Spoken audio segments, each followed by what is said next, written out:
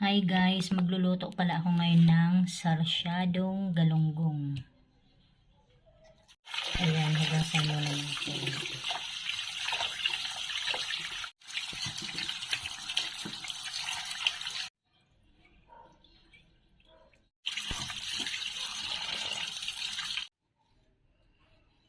Ganda kasi pag hinihiwa. Ayan, lagyan muna natin ng asin guys.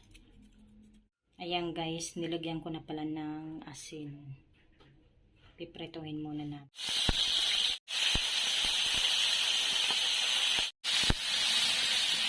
Piprituhin muna natin guys.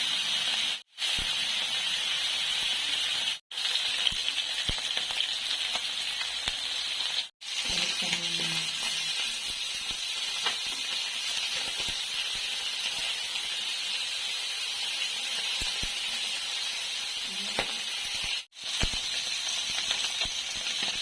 Ayan.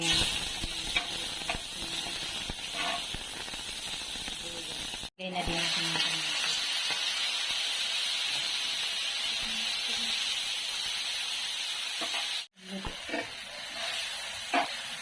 Dilagyan muna natin.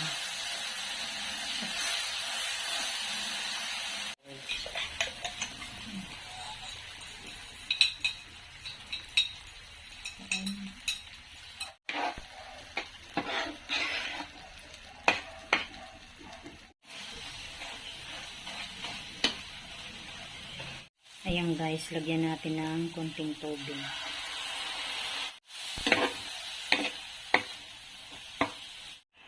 Lagay na din natin yung magic sarap.